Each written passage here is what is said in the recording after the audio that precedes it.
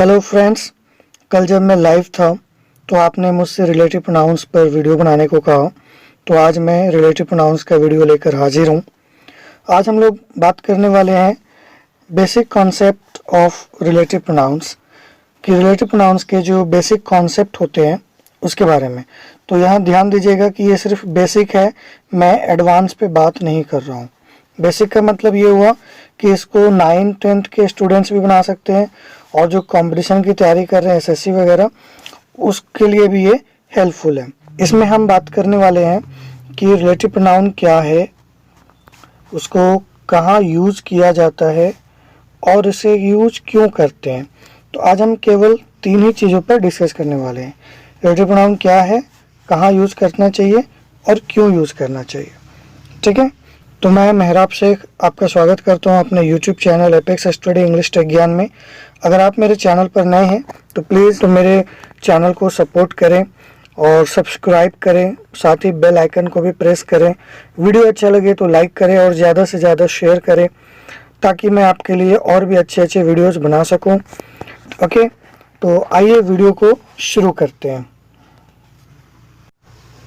We like teachers, यहाँ मैंने एक सेंटेंस लिखा वी लाइक टीचर्स, और इसमें मैंने आप देख रहे हो कि 3 ही वर्ड्स का इस्तेमाल किया है। यहाँ पे आप फुल स्टॉप देख के सेंटेंस को ख़त्म भी कर सकते हो। तो एक छोटा सा सेंटेंस मैंने लिया। अगर आप चाहते हो कि इस छोटे सेंटेंस को बड़ा बनाओ तो आपको ज़रूरत पड़ेगी कंजंक्शन की, जी हाँ, या फिर किसी ऐसे वर्ड की जो कंजंक्शन के जैसा ही काम करता हो। तो चूँकि हम यहाँ रिलेटिव प्रोनाउन का इस्तेमाल करने वाले हैं, क्योंकि उसी के बारे में हम पढ़ रहे हैं, तो कंजंक्शन का यूज़ हम नहीं करेंगे, ओके, बल्कि ऐसे वर्ड का यूज़ करेंगे जो कंजंक्शन का ही काम करता हो। तो चलिए हम एक रिलेटिव प्रोनाउन का यूज़ कर लेते हैं। जी हाँ, तो यहाँ मैं लगा देता हूँ हु। ये हमने एक रिलेटिव प्रोनाउन का यूज़ कर लिया। We like teachers who can explain things lucidly. मतलब हुआ कि हम पसंद करते हैं शिक्षकों को जो एक्सप्लेन कर सकते हैं चीज़ों को आसानी से या साफ साफ। तो यहाँ पे आपने देखा कि हु लगने के बाद जो सेंटेंस 3 वर्ड का था वो कैसे बड़ा हो गया। तो रिलेटिव प्रोनाउन इसी तरह से काम करता है, सेंटेंसेस जो छोटे होते हैं उसको बड़ा करने का काम, एक तरह का ये कंजंक्शन का भी काम करता है। ओके, तो इसके बारे में और डिटेल में हम जानेंगे। आगे बढ़ जाते हैं। तो सबसे पहले हम बात कर लेते हैं रिलेटिव प्रोनाउन के डेफिनेशन की, यानी कि परिभाषा की, कि रिलेटिव प्रोनाउन की परिभाषा क्या है। तो आप देख सकते हो यहाँ पे इंग्लिश में लिखा हुआ है, इट रिलेट्स और refers to some noun going before. कि रिलेटिव प्रोनाउन रेफर करता है या जोड़ता है उस नाउन को जो पीछे आता है, उसके रिलेटिव प्रोनाउन के, उससे जो बाद में आता है। तो ये आपका रिलेटिव प्रोनाउन है। यहाँ आपका नाउन या प्रोनाउन आ जाता है और यहाँ आपका वर्ब प्लस सब्जेक्ट आ जाता है। तो रिलेटिव प्रोनाउन क्या कर रहा है, रिलेटिव प्रोनाउन अपने पीछे आने वाले नाउन प्रोनाउन के साथ जोड़ता है उसके बाद आने वाले उस क्लाउड से, जिसमें एक वर्ब है, एक सब्जेक्ट है। आई होप कि आपको ये बात समझ में आ रही हो। ओके, फॉर एग्जाम्पल,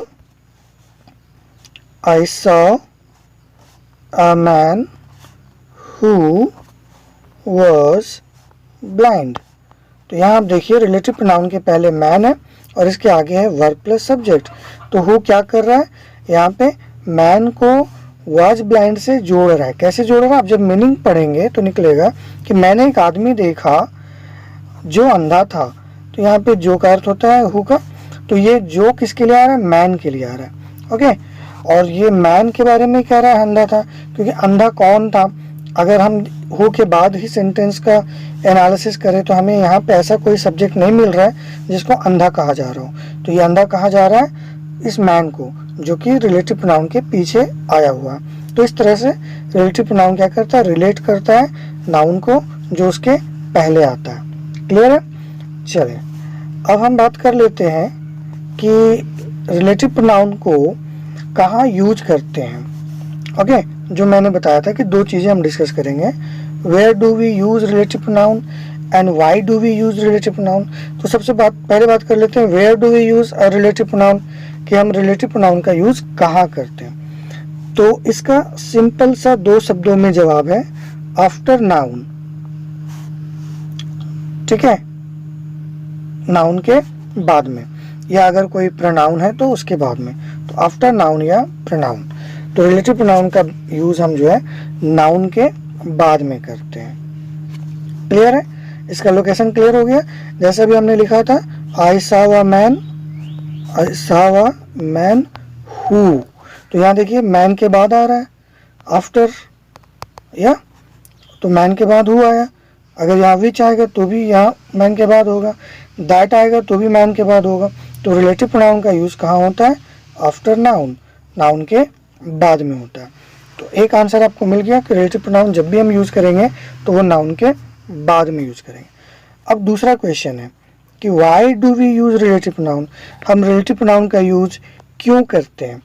तो इसका एक जवाब तो मैंने आपको दिया कि अगर हमें सेंटेंसेस को लॉन्ग बनाना है, दो बातों को आपस में कनेक्ट करना है, तो बीच में रिलेटिव प्रोनाउन का यूज़ करते हैं, ठीक है।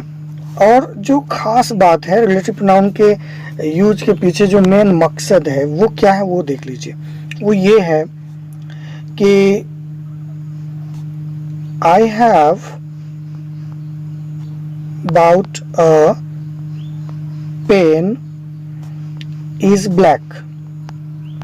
तो यहाँ पे मैंने एक सेंटेंस लिखा कि मैंने एक कलम खरीदा है, काला है, ठीक है। आई हैव बाउट, मैंने खरीदा है एक पेन, काला है।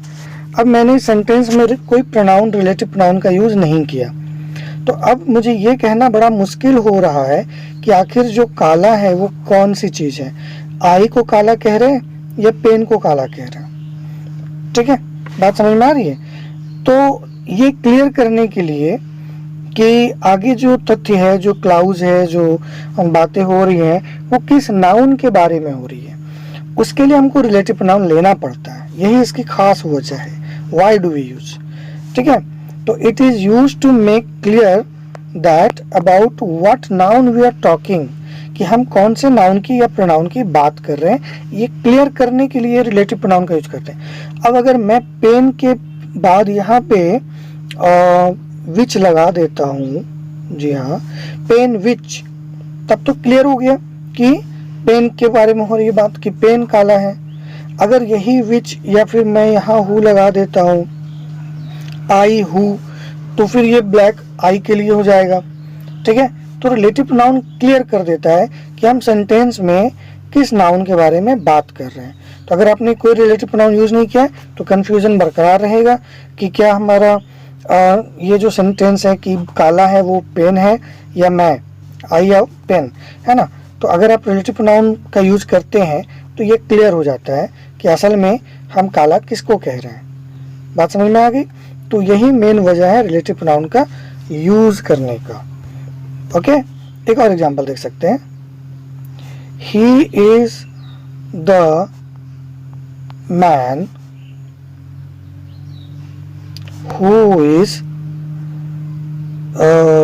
इंटेलिजेंट। तो यहाँ पे आप देखिए कि हु का यूज मैन के बाद हुआ है, यानी एक रिलेटिव प्रोनाउन का यूज हुआ जो नाउन के बाद होता है। तो हम इंटेलिजेंट किसको कह रहे हैं भाई? चूंकि मैन के बाद हुआ है तो मैन को कह रहे हैं, सिंपल सा फंडा है। ओके, अगर यही हु यहाँ पे होता तो हम ही को कहते, हालांकि ही और मैन एक ही आदमी है लेकिन बात उसी की हो रही होती है। एक और एग्जांपल ले लेते हैं। I who am a teacher, मैं जो एक शिक्षक हूँ। तो यहाँ पे हु के बाद, हु किसके पहले? हु के पहले क्या है? आई है। तो यहाँ टीचर किसको कह रहे हैं? Am a teacher, I am a teacher, ये हम आई को कह रहे हैं क्योंकि हु के पहले। तो रिलेटिव प्रोनाउन आपको ये बता देता है कि हम किस नाउन या प्रोनाउन की बात आगे के वाक्य में कर रहे हैं। तो इसका मेन रीज़न यही है और कुछ भी नहीं। और एक तो मैंने बता दिया कि लॉन्ग सेंटेंस बनाना हो तो हम इसका यूज़ करते हैं। तो आई होप कि आपको ये दोनों चीज़ें क्लियर हो गई होंगी। अगर कोई डाउट है तो आप कमेंट में बताइए, क्योंकि इसका पार्ट 2 भी बनने वाला है। तो आप जो क्वेश्चन करेंगे उसको मैं अगले वीडियो में शामिल कर लूँगा। अब हम रिलेटिव प्रोनाउंस के जो एग्जाम्पल्स हैं लगभग सभी मैंने ले लिया है, पर हम सब की बात यहाँ पे नहीं करेंगे डिटेल में। तो सबसे पहले है हु, फिर है which, that, whose, whom, what, where, when and why. तो मोस्टली यही रिलेटिव प्रोनाउंस है जिनका हम यूज अक्सर वाक्य में पाते हैं। अब हम इनका डिटेल में, बहुत डिटेल नहीं लेकिन डिटेल में इनके इस्तेमाल और इनके बारे में कुछ बातें समझ लेते हैं विद एग्जाम्पल। ओके, तो हु के बारे में हम बात कर लेते हैं कि हु का यूज हम किसके लिए करते हैं। आपने अभी क्या सीखा कि जो रिलेटिव प्रोनाउन होते हैं वो नाउन के बाद में आते हैं, ये आपने अभी देखा।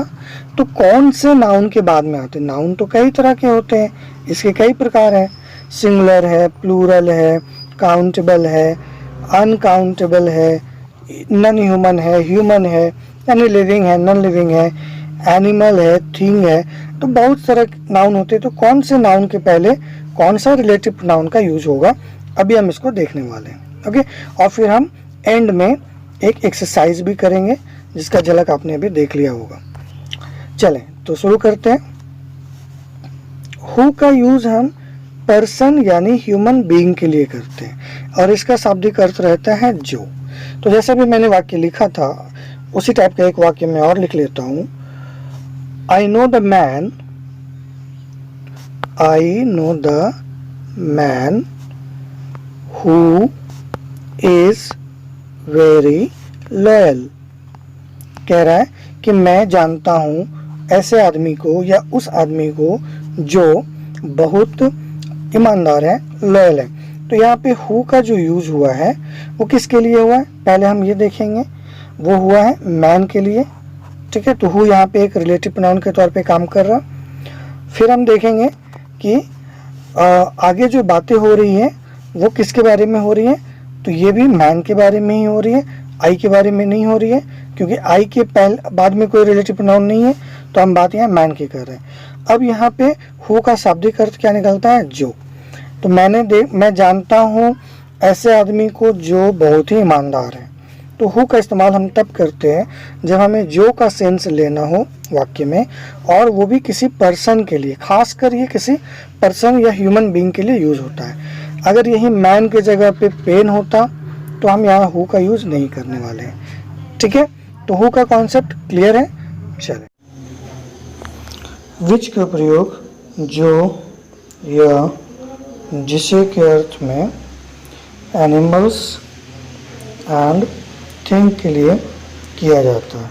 Okay, let's take the example.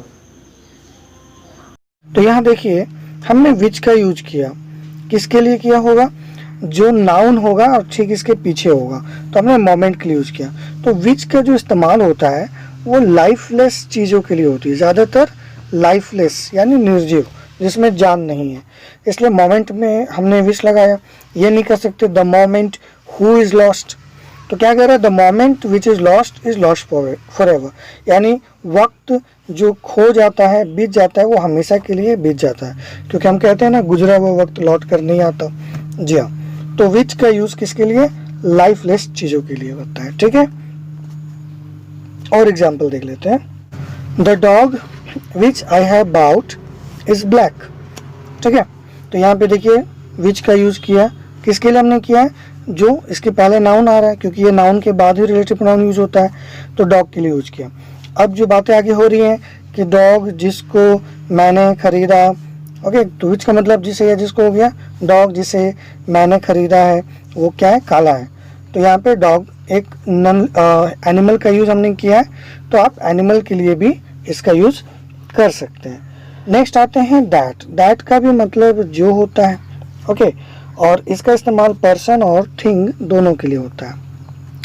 Person and thing दोनों के लिए होता है। कुछ चीज़ें आपको कंफ्यूजिंग होंगी, लगेंगी, जिसको मैं एडवांस वाले क्लास में क्लियर करूँगा। अभी बस बेसिक पे बात कर रहा हूँ। तो पर्सन एंड थिंग के लिए हम कभी कभी दैट का भी यूज़ करते हैं जो के अर्थ में।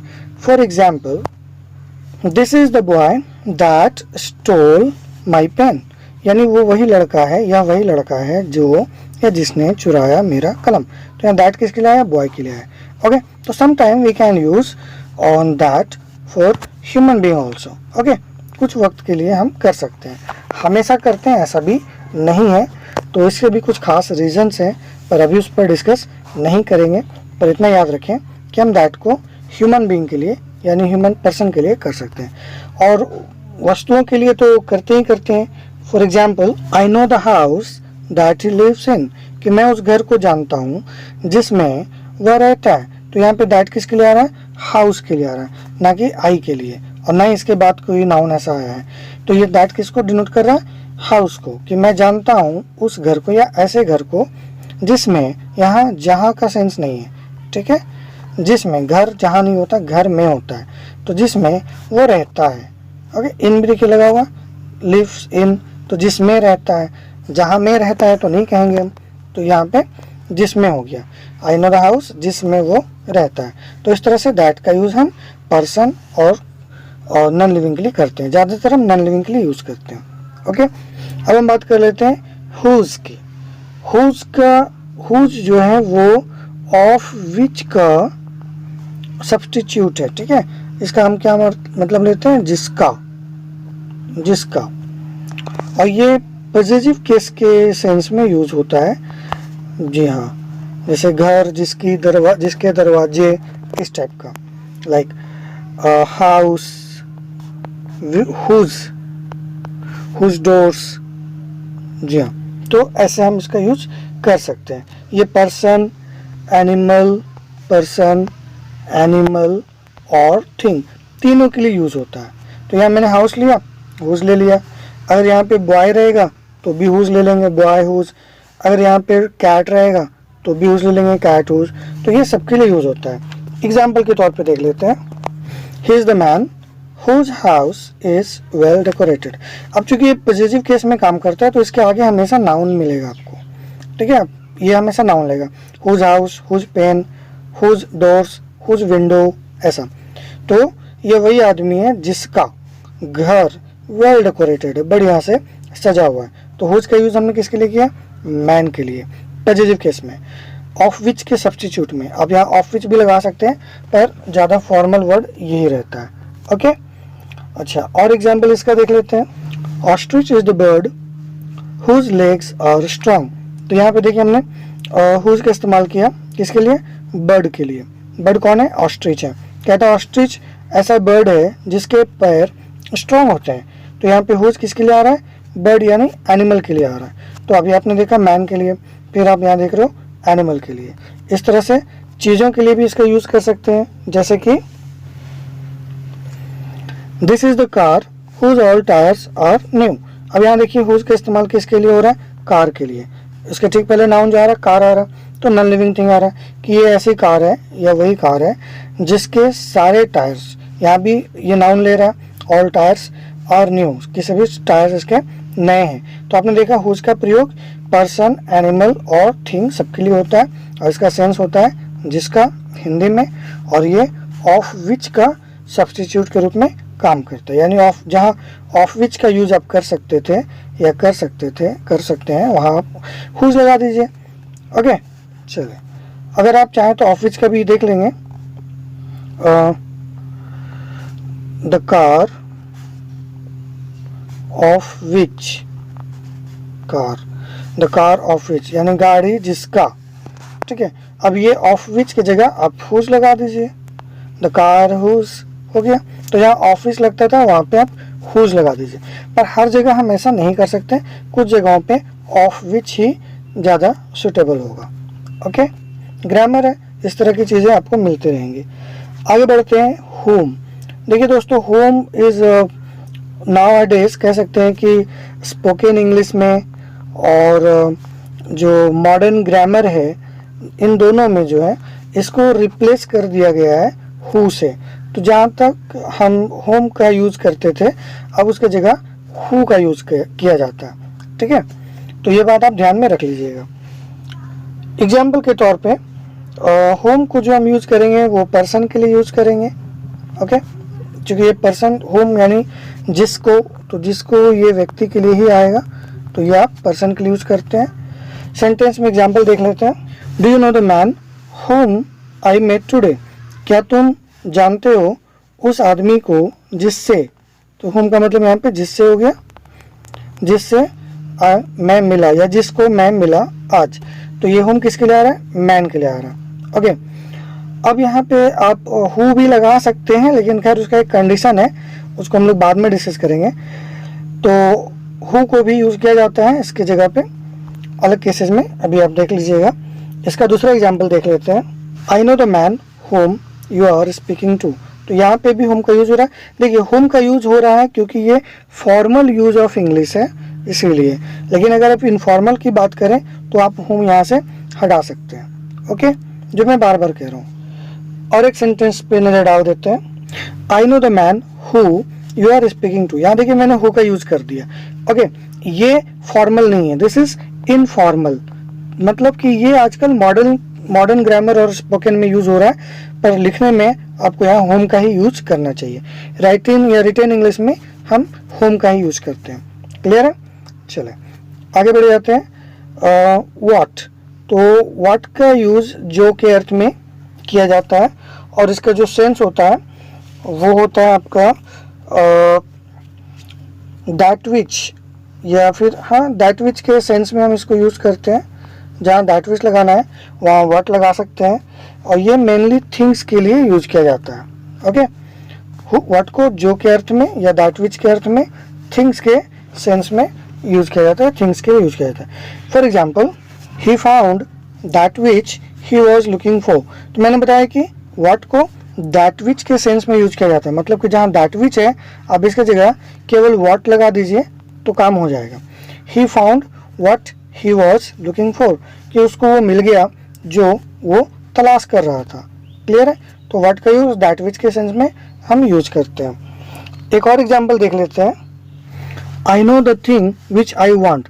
जी हाँ, यहाँ पे दूसरी बात है। एक तो मैंने भी बताया कि जहाँ दैट विच को यूज किया जाता है आप उसके रिप्लेसमेंट के तौर पे व्हाट का यूज कर सकते हैं। दूसरा, जहाँ द थिंग विच को रिप्लेस करना हो वहाँ पे भी आप व्हाट का यूज कर सकते हैं। तो हो जाएगा I know what I want, मुझे पता है जो मुझे चाहिए। ठीक है, तुम्हें बताने की जरूरत नहीं है। I know what I want. तो जहाँ थिंग लिखने की जरूरत है उसके जगह पे आप व्हाट लगा के देख सकते हैं। एक और सेंटेंस पे नजर डाल देते हैं। That which can not be cured must be endured. तो यहाँ पे देखिए दैट विच से ही वाक्य शुरू हो गया, तो आप जानते हैं कि इसको क्या करना है, इसको रिप्लेस कर देना है व्हाट से। या तो क्या हो जाएगा, what can not be cured must be endured, यानी जो या जिसको ठीक नहीं किया जा सकता है, क्योर नहीं किया जा सकता है, उसको एंड्योर यानी सहन करना ही पड़ता है या सहन करना चाहिए। जैसे भी कोरोना का कोई इलाज नहीं है, क्योरेबल नहीं है, तो फिर हम क्या कर रहे हैं, इसको एंड्योर कर रहे हैं। या तो आदमी इसको बर्दाश्त कर पा रहा है या फिर मौत हो जा रही है। ओके, नेक्स्ट अब आते हैं ये वेयर व्हेन व्हाई। तो ये छोटे छोटे हैं, इनका इस्तेमाल देख लेते हैं। वेयर का इस्तेमाल हम जहाँ के अर्थ में करते हैं और ये प्लेस को डिनोट करता है। For example, I know where he went. तो यहाँ आप देखें कि कह रहे हैं कि मैं जानता हूँ जहाँ वह गया। तो यहाँ पे प्लेस की बात हो रही है, इसलिए रिलेटिव प्रोनाउन के रूप में हमने वेयर का यूज किया। आप यहाँ पे दैट या विच या हु होम वगैरह यूज नहीं कर सकते। तो वेयर से जहाँ का बोध होता है प्लेस को डिनोट करने के लिए। ओके, इसी तरह व्हेन, ये समय बताता है और इसका अर्थ हम जब रखते हैं हिंदी में, जब।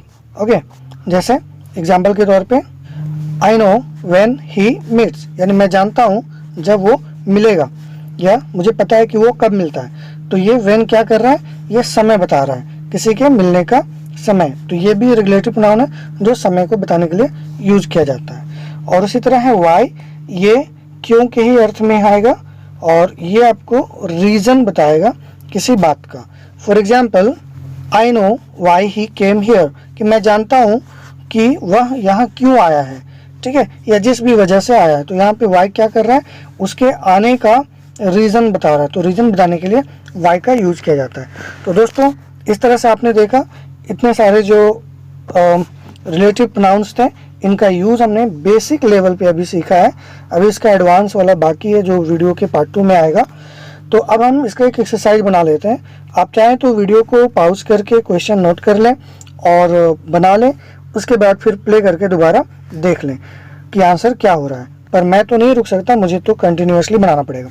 तो सबसे पहले most people get dash they deserve, कह रहा fill in the blanks with suitable relative pronoun, कि खाली स्थानों को योग्य रिलेटिव प्रोनाउन से भरें।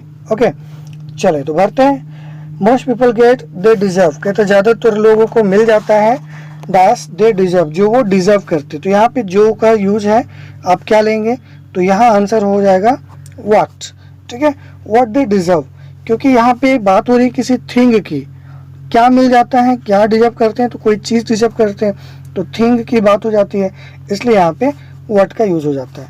Most people get what they deserve, कि ज़्यादातर लोगों को मिल जाता है जो वो डिजर्व करते हैं। उसी तरह दिस इज़ द गर्ल, तो यहाँ देखिए गर्ल आया हुआ है, तो आप समझ गए होंगे कि जहाँ ह्यूमन बीइंग होगा वहाँ हु लग जाना है, क्योंकि नाउन के बाद हु का यूज होगा as a relative pronoun human being के बाद। तो this is the girl who works hard, यह वही लड़की है जो हार्ड वर्क करती है। ओके, नेक्स्ट में India is the country people are poor, तो यहाँ पे कंट्री का पीपल से रिलेशन है, इसलिए हुज का यूज हो जाएगा कि इंडिया ऐसा देश है जिसके लोग, और चूंकि हुज के बाद नाउन भी होता है जो कि वहाँ पे आप देख रहे हो पीपल, तो इससे क्लू भी मिल जाएगा कि हुज ही होना चाहिए, ठीक है, तो यहाँ पे हुज हो जाएगा। India is a country whose people are poor, India देश है जिसके लोग गरीब हैं। फिर है has happened is not clear, तो यहाँ हो जाएगा व्हाट, जो हुआ है, व्हाट हैज हैपेंड, जो हो गया है, इज नॉट क्लियर, वो क्लियर नहीं है, मतलब क्या हो गया वो क्लियर नहीं है। तो यहाँ भी किसी थिंग की बात हो रही है कि ये चीज़ क्लियर नहीं है। और देखिए याद रखें कि व्हाट हमेशा ओनली फॉर थिंग्स, ये केवल थिंग के लिए यूज करेगा, ये व्यक्ति वस्तु स्थान के लिए यूज नहीं होता, ठीक है। नेक्स्ट है ही हेजिटेट्स इज लॉस्ट, यहाँ देखिए व्यक्ति की बात हो रही है, तो जाहिर सी बात है हु हो जाएगा, he who hesitates is lost, यानी जो हेजिटेट करता है वो खोता है, इसलिए हेजिटेट नहीं करना चाहिए। आपको जो समझना है, जो पूछना है पूछ लीजिए। नेक्स्ट है I know the pen he writes with, तो यहाँ पे आप क्या यूज़ करेंगे, क्योंकि खालिस्तान के पहले पेन है तो आप यहाँ पे विच लगा लीजिए, विच पर्सन के लिए भी आता है, व्यक्ति के लिए भी और वस्तु के लिए भी, तो यहाँ पे विच हो जाएगा आई नो द पेन, जिससे वो लिखता है। अब होम तो हम नहीं लिख सकते क्योंकि होम व्यक्ति के लिए यूज होता है, दैट के साथ भी यूज नहीं होगा, विद, ओके, तो विच ही लगा सकते हैं, ज़्यादा बेटर ऑप्शन यही रहेगा।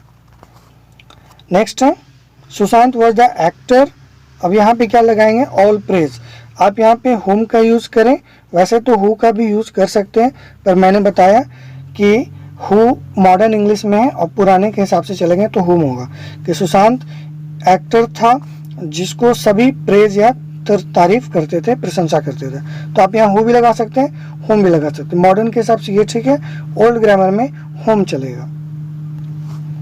नेक्स्ट है द बुक, यहाँ दैट हो जाएगा, द बुक दैट, वस्तुओं के लिए हम दैट का यूज करते हैं। मैं अगले वीडियो में बताऊंगा कि विच को और दैट को कब यूज करना है, अलग अलग सेपरेट, ये सब एडवांस में डिस्कस करूंगा। ओके, फिलहाल यहाँ पे दैट हो गया, the book that I have bought, किताब जो मैंने खरीदा है, इज वेरी इंफॉर्मेटिव, ठीक है। जब इंट्रोडक्शन करना होता है तो हम दैट का यूज करेंगे। और भी कई रीजंस हैं, ही इज द मैन, फिर देखिए मैन आ गया, तो यहाँ पे आप क्या लेंगे, यहाँ पे होम लेंगे, हु क्यों नहीं, क्योंकि यहाँ बात हो रही है कि ये ऐसा आदमी है, वही आदमी है जिससे आई गॉट दिस, यहाँ देखिए से लगा हुआ है, from I got this book, कि जिससे मैंने किताब खरीदा, तो यहाँ जो तो नहीं आ रहा है, जिससे आ रहा है, इसलिए होम होगा। ही is the man whom I got this book from, जिसे मैंने किताब को खरीदा है। तो आई होप कि आज का ये वीडियो आपको समझ में आ गया होगा, और अगर नहीं भी आया होगा तो प्लीज़ कमेंट कीजिए, कमेंट करके बता दीजिए, और जो मैं नेक्स्ट वीडियो बनाऊंगा इसका सेकेंड पार्ट, तो उसमें आपकी बातें और अच्छे से क्लियर करने की कोशिश करूँगा। तो दोस्तों आज के लिए इतना काफ़ी है, मिलते हैं नेक्स्ट वीडियो में।